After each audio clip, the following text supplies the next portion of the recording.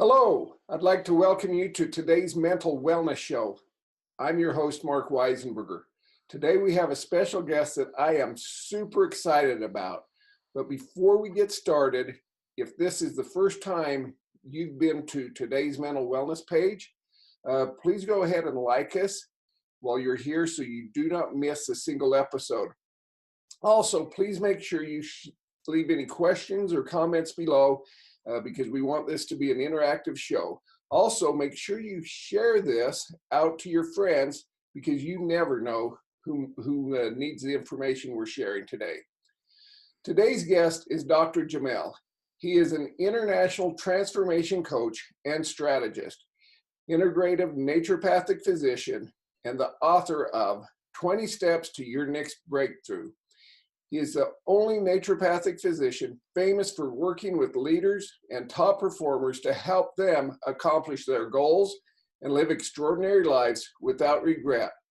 His proprietary, simple three-step system delivers the mindset, skill set, and strategies needed to obtain vibrant health, passionate relationships, massive success, and lasting fulfillment.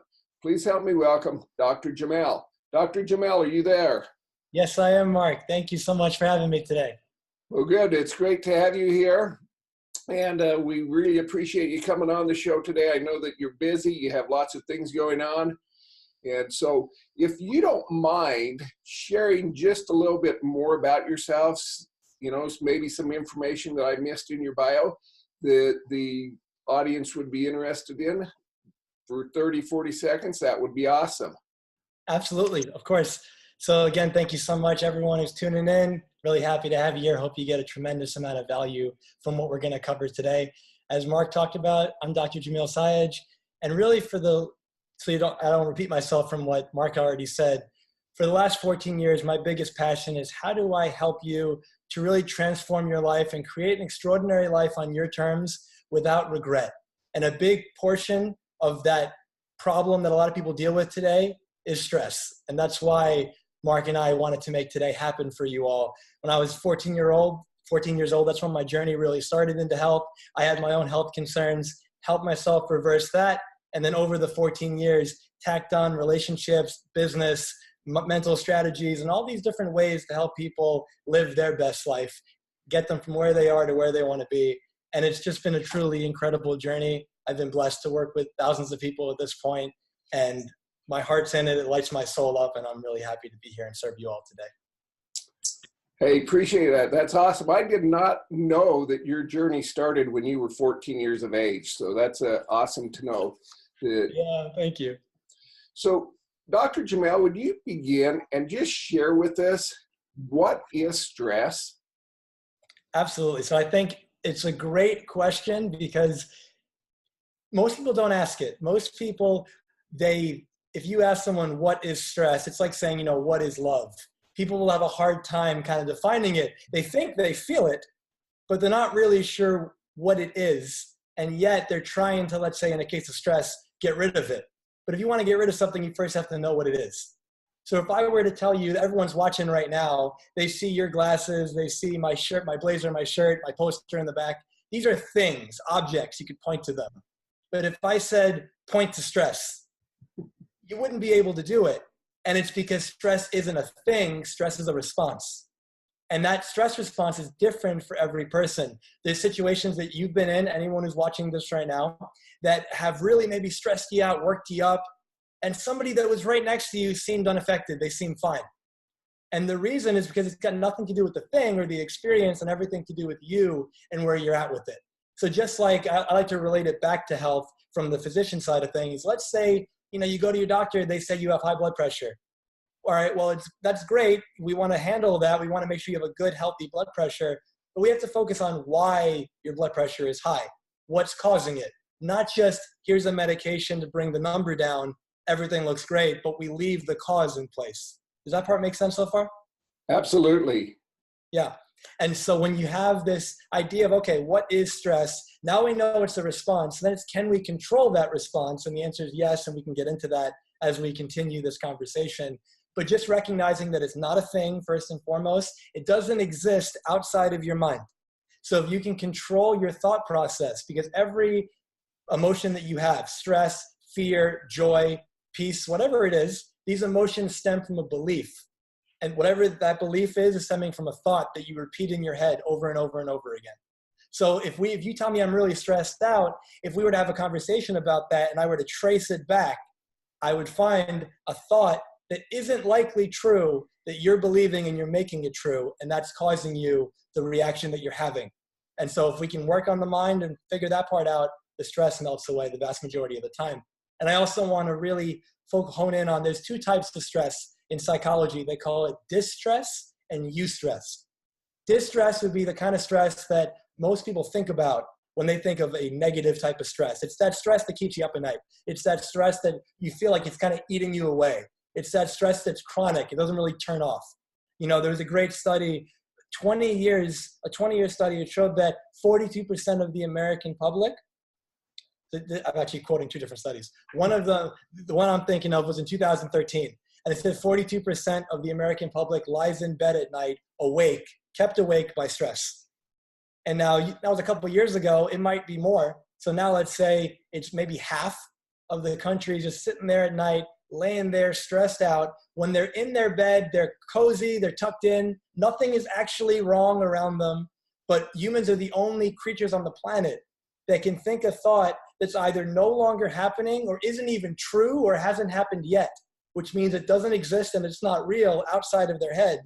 And yet their body has the same response as if it is real. You know, you live in this body that has a 2 million-year-old brain. And that brain's job is not to keep you happy, it's to keep you alive, it's to survive. And so this part of your brain is focusing on, is there danger? Is there a lion out there? You know, back in the day, you have to be hyper-focused, hyper-aware. Nowadays, if you live in the Western world, gratefully, you don't have a lot of those stressors, life or death situations showing up. What you do have is someone cut you off in traffic. What you have is you got into a fight with your spouse. What you have is you're about to do a show on Facebook, or you're about to give a talk somewhere. You're about to ask for the promotion, and you're worried, am I going to get it? Am I good enough? Are they going to judge me? All these type of things. And even though it's not life or death, your body and your mind is responding as if it's that same lion. If you're a student, you got a piece of paper, you're in a job, and your boss just drops a stack of stuff on your desk and says, you got to get this taken care of by the end of the day. Your body is treating that piece of paper like the lion going after you. And so now that we have an idea of what stress is, we can then move forward. Not a thing, it's a response, and that response can be controlled. Okay, great. Well, now that explains, excuse me, that explains a lot about me. Now that I know my brain is 2 million years old, or however old you said it was. Hey, so if you don't mind sharing for a minute, what is the gut-brain axis and how does that play a role into stress? Absolutely. So a lot of people call the gut your second brain. And some people even think the gut is the first brain, which is really interesting. So when you think of it like this, your gut health, so just your whole gastrointestinal, that tube, what goes on in that tube is such a major factor in your overall health. And you might not even realize that your brain fog, your trouble concentrating, your trouble focusing, your memory issues can all have to do with your GI system being out of whack, being inflamed, and your stress. So for example, stress specifically, as you mentioned, if you are chronically stressed out, that's the distress I mentioned earlier, the quote unquote bad stress. While the eustress, because I didn't actually explain it, the eustress is the functional stress. It's the stress that's going to help you get better. It's going to motivate you to do the good things, right? We're focusing on distress today.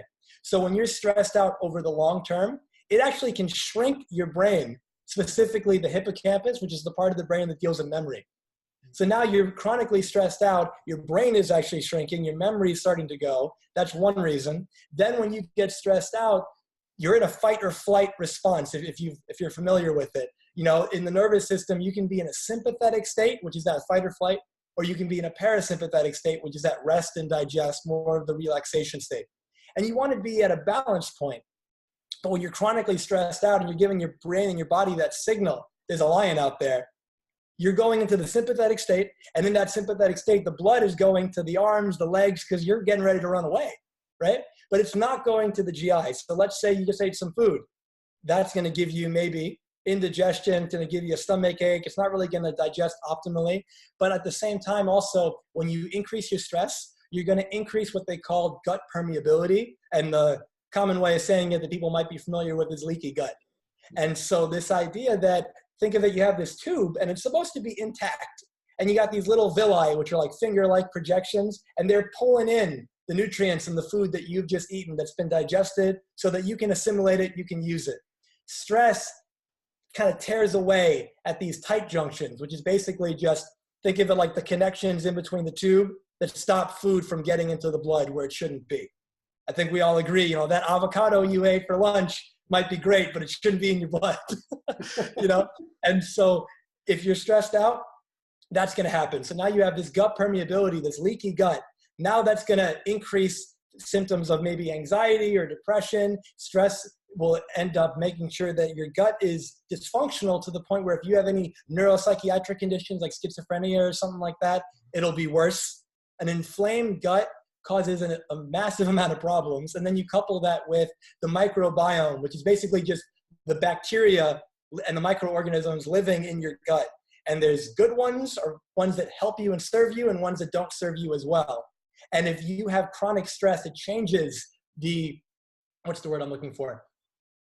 Not the amount, it's like the variety, let's say. The variety of those bacteria change when you're chronically stressed out. And when you're chronically stressed in that case, you also have to think about, do I have a history of antibiotic use? Do I maybe have a parasite, which is way more common than people think it is?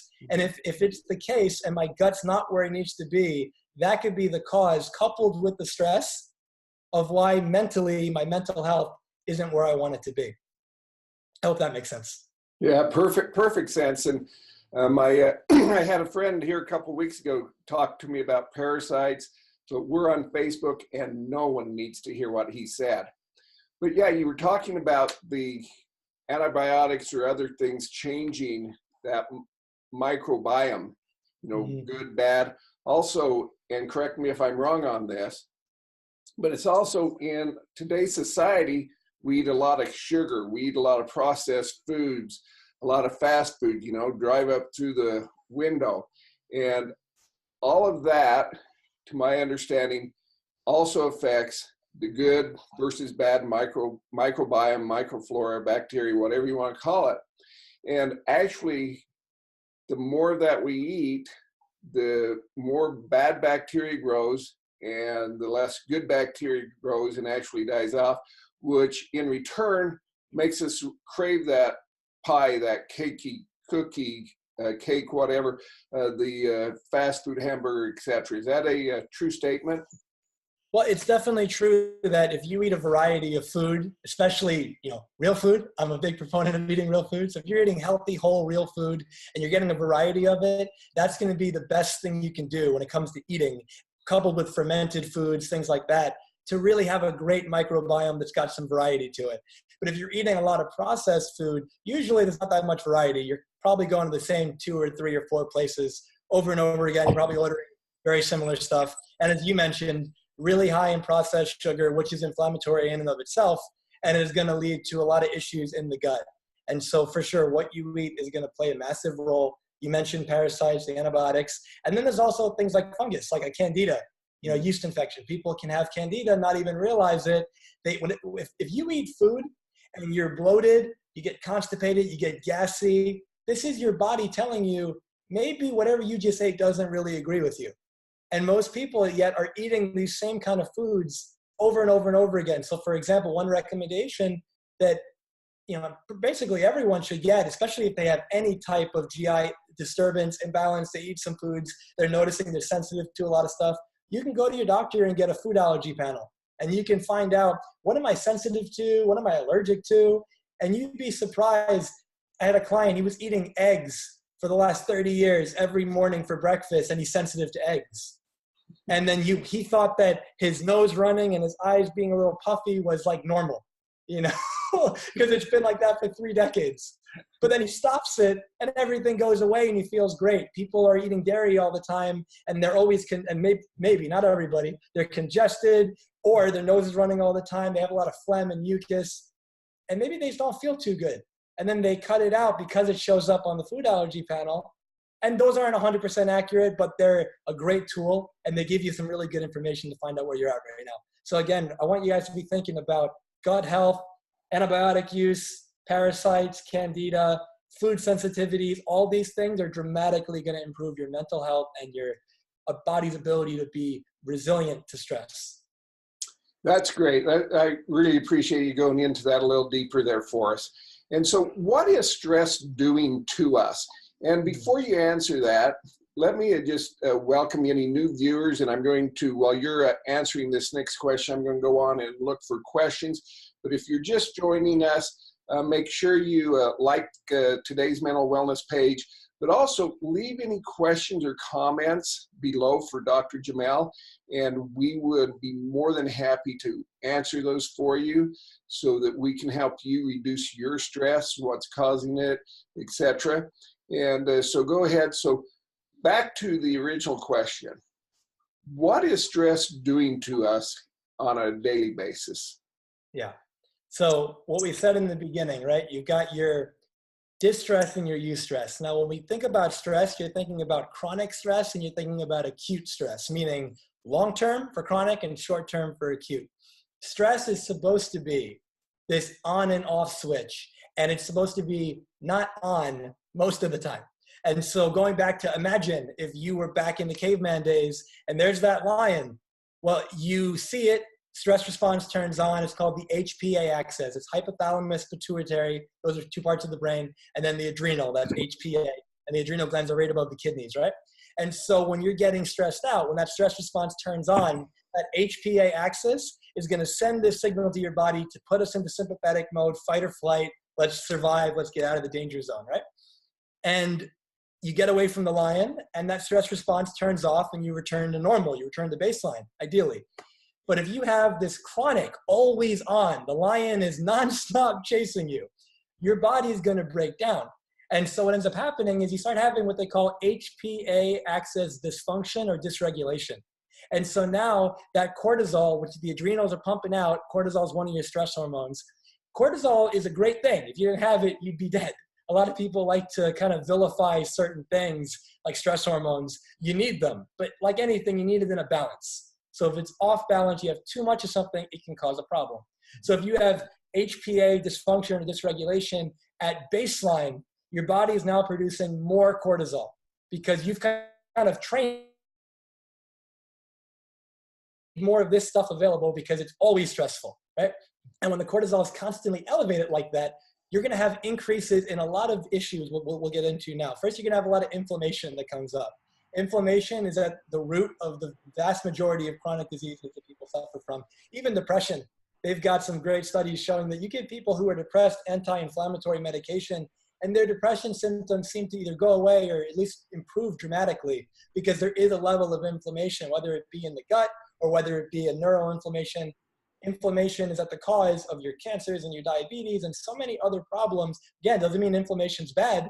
Inflammation's an amazing thing when it's used for the right, reason and the right amount of time. But when it's chronically going on, you're going to get a couple things going on. The excess cortisol long-term, it's going to lead to fatigue, memory issues that we talked about. It can lead to low libido, and it's just going to lead to weight gain, thyroid issues, and anyone listening who's feeling stressed on a consistent basis will notice, yeah, I do have some fatigue. Yeah, I do have maybe some memory issues. Yeah, I'm not sleeping as well as I used to. Yeah, I've gained some weight over the past few years. And it's like, yeah, even the peace, take it from the simple, like it robs you of your peace. We stress ourselves out over a lot of things that aren't happening, that aren't real, like we said before, and it's robbing us of the peace and joy we can have today, because we're kind of thinking about something that's a week away, a month away, and we don't have to give it that much of our energy, if that makes sense. Yeah, absolutely. And I think we as human beings, somehow we manage to create this stress or bring stress upon ourselves, bringing into our, what you said at the first of this, a lot of it is created in our minds. It hasn't happened, didn't happen, not going to happen. But, we wake up in the morning, the alarm goes off, we hit the snooze, we sleep 10 minutes, and then the alarm goes off, we hit the snooze, we sleep 10 minutes. And then all of a sudden, now we're going to be 20 minutes late for work because there's going to be traffic on the freeway. And we just, we yell down the stairs or down the hall to the kids to wake up, and we, hurry and shower. And we just kind of, because we wanted that 10 extra minutes of sleep, we've put ourselves in this state of stress, and it's going to cause all these challenges and issues that you've just talked about and mentioned. And to add to that, let's say you do make that decision. I'm going to hit the snooze button, an extra 15 minutes, let's say. I didn't really think it through, and I put myself in a bad situation because maybe now I'm late. Maybe now I really have to rush. Now, because I made that choice, there's consequences to that choice. Every choice has consequences. Oftentimes, though, part of that stress is we're in resistance to what is. We're in resistance to life. Something happened, and instead of thinking, this happened, let me deal with it as effectively as I possibly can. In this case, I hit the snooze button. All right, I have to hurry up, but I'm going to own the fact that I chose to hit the snooze button, and then I'm going to not treat my family and friends like crap for the rest of the day because I started off on a bad note, versus being in resistance to what is. I shouldn't have done that. That shouldn't have happened, but it did. But you're focusing on it shouldn't have, which keeps you paralyzed in it, and it keeps it around longer. There's that expression, what you resist persists. If you fight it, you make it stronger. You're kind of fueling the fire. But if you just say whatever it is, okay, this happened. This is where I'm at right now. This is what's real.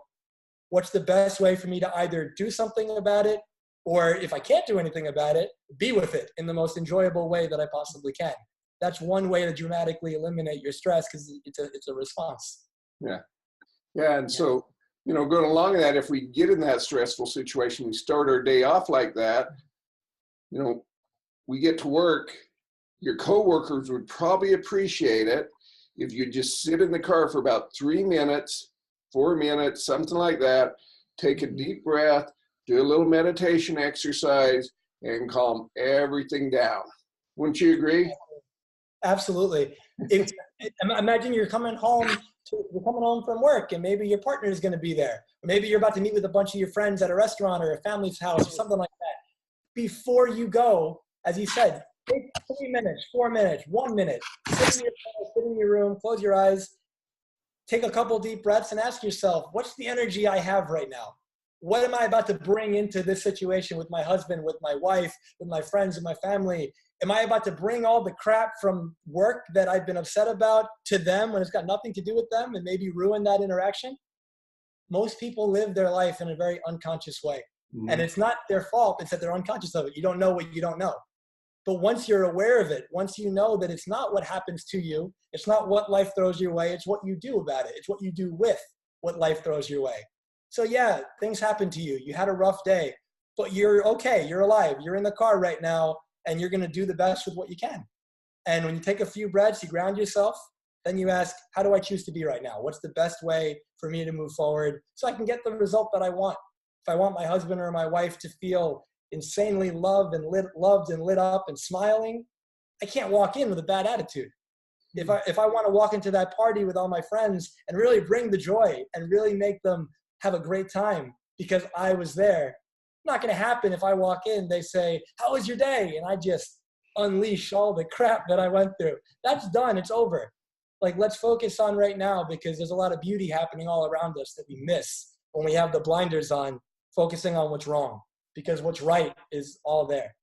Yeah, absolutely. And there's nothing more enjoyable than going to lunch or dinner with a bunch of friends and having that one person that all they can do is whine and complain about everything that went wrong that day. Absolutely. Everybody loves that. It just brightens the day, it brings the mood up. Exactly. So what can we do about our stress?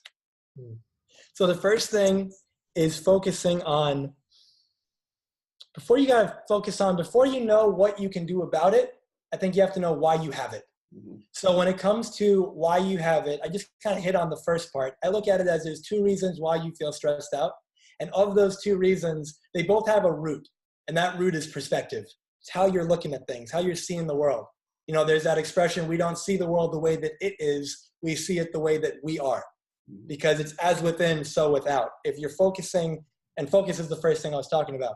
So it's controlling your focus. That's first of the two ways about why you feel stressed. So where is your focus? Are you focusing on a past that's over, that's making you feel guilty and depressed, but you can't do anything about it? Are you focusing on a future that doesn't exist yet, that's causing you a lot of anxiety and a lot of worry? But again, it's not real.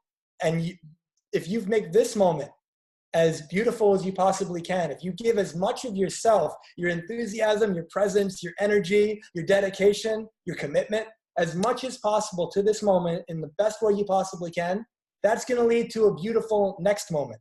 And if you keep doing that, that future that you want to happen is going to happen. But if you focus, you're creating it now, which is the only time you can create it.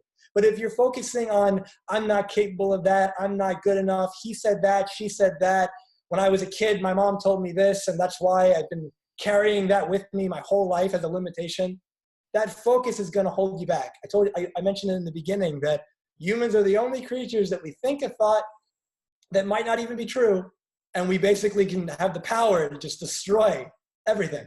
We can just ruin our whole day because we're focusing on that limitation. You know, it's like the scarcity versus abundant mentality idea. You're focusing on what's wrong when what's right is completely available. You know, one of my uncles, he was born perfectly healthy, and when he was delivered in Puerto Rico, there was a mistake in the birth process, and the cord was around his neck, and they delivered him anyway. And he came out, and he was like dark purple, and the doctors did what they could, and they saved him, but he developed cerebral palsy.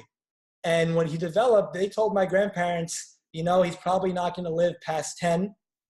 And they actually said, you know, if I were you, I'd forget about him, put him somewhere. He's not going to be able to learn. He's not going to be able to really think right. And my grandparents refused to focus on that and believe that. And they put everything they had, all the love, all the compassion, all the confidence and belief into this child. He's now almost 60. He went to college. He dormed at college. He's been in a wheelchair most of his life. Very intelligent man. And love and courage and not believing in a limitation, a story someone else gave you, focusing on what you want to be true and making it as true as you possibly can. That doesn't mean ignore reality, but keep in mind what that doctor told them was reality was only from his perspective or her perspective. Just because I say something doesn't mean it's true. It means it's true for me. It means in my reality, from my experience, things have worked out. It may not apply to you. And so it's like Deepak Chopra, one of my mentors, always talks about, believe the diagnosis, but don't believe the prognosis. Mm-hmm. Doctor tells you have this condition, okay. But then they said you got this amount of time to live. They don't know that. They're basing that off of statistics. In their experience, they've seen people do this. But any doctor who's been around patients like that long enough has seen cases where patients completely blow the stats out of the water. They live an extra 20, 30, 40 years or more longer than they were expected to. And so again, I'm not saying positive thinking, just ignore reality. I'm telling you, understand reality. And that when someone gives you something to focus on, it may not be true, but if you make it true, it'll be real for you. It'll be true for you. There's something in medicine called the placebo effect, which a lot of people have probably heard of. You know, I give you the sugar pill. You don't know that. You trust me. You trust the pill. You trust your body to heal. You trust God. You trust something, and you heal. And then you find out later, maybe, that there was nothing in that pill, but you got better. Mm-hmm. Now, why did that work? The placebo is an amazing thing, and that shows the power of your focus and your intention and the belief that your body has in itself to heal. But then there's something called the nocebo effect, which is kind of the opposite. You know, I tell you, you have 3 months to live, and you believe it, and you drop into this deep despair, and you lose hope for life, and that will to live goes away, and you typically die around 3 months. And it's because you believed like the death sentence. But again, it was a human being telling you that, not some like omnipotent being who's always right. And so again, where is your focus? If my uncle who's in that wheelchair, he's had a lot going on. He has a degenerative condition where all the muscles are wasting away. Mm-hmm. So he has a hard time speaking. He has a hard time really being himself in an energetic way. And yet He's calling people all the time. He's giving great energy. He's making people laugh and smile and be happy because he realized, I'm going to focus on what I can do, not what I can't. I'm going to focus on what I can control, not what's out of my control and is going to probably depress me. And so he lives with my grandma, and he told my grandma years ago, Mom, I'm done with that. I'm not going to live that life anymore.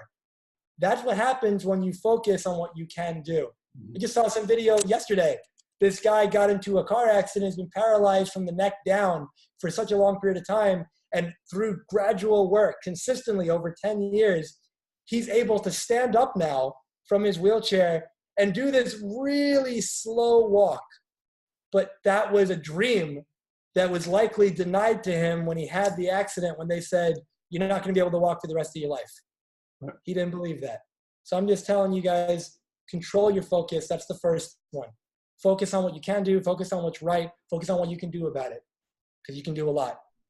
And the second thing about why you're feeling stressed is you're feeling stressed because you forgot who you are.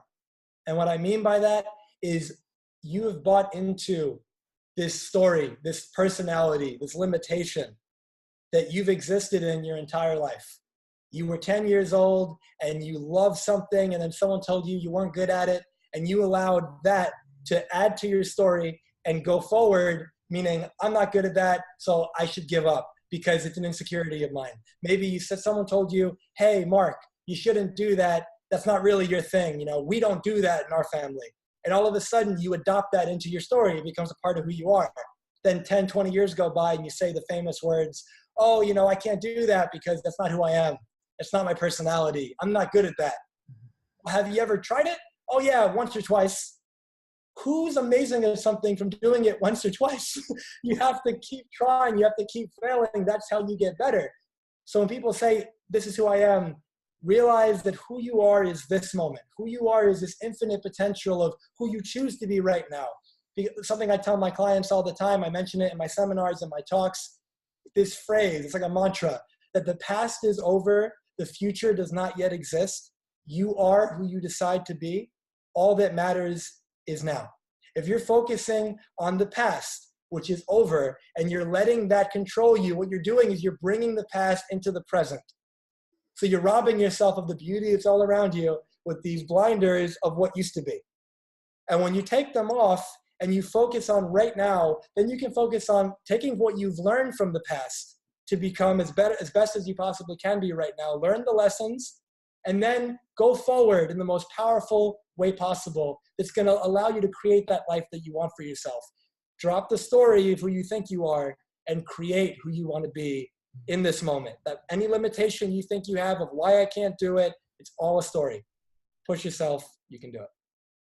That's excellent. And to wrap it up, I'd just like to share a quick story regarding to the first point of listening to individuals tell you what you can or cannot do or achieve or whatever. And I'll probably get in trouble on this because I'm going to share a little bit of my wife's story. So that's always the fun ones. Say what? That's always the fun ones you get in trouble. That's right. Last October, I was out of town, and fortunately, my two daughters lived close and was around. But my wife ended up in the hospital with, according to the doctors, just hours away from going into a diabetic coma. And they said if she would have gone to sleep that night, she would have been dead by morning time.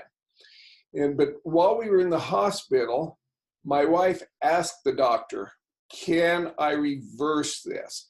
And I don't want to diss any doctor. I'm grateful for them. I'm grateful they saved my wife. But the doctors, the nurses all told her, no, you can try, but you've gone too far. There's no way your body can recover and to where your body will produce the insulin or function the way it should. And so you're going to be on the insulin the rest of your life. And of course, she went to nutritional counseling, and I use that extremely loose based upon the information they shared with her. But she didn't really agree with or like any of the answers she was getting. She didn't like the answer that, no, you're going to be on insulin forever. She didn't like or feel comfortable with the information the nutritionists were providing her. So she started digging in and studying and looking at different things, and changed her eating habits, changed her exercise habits, and started to exercise and started taking care of herself, getting a good night's sleep rather than the 4 hours that she's done for the last 30 years because she thought she could do that. And so there's a lot of things that added and contributed to this diabetes. But after 3.5 months, during this time, she was slowly reducing her insulin, and she actually had taken herself off of insulin because her blood sugars were normal and functioning, and she was completely off about a week before she went to her doctor for her 3-month follow-up, which was really 3.5 weeks, but that's a whole nother story in there. But her A1C number was amazing. Her average glucose level was amazing. And the doctor said, you no longer need insulin as long as you continue to do what you're doing and respecting your body, etc.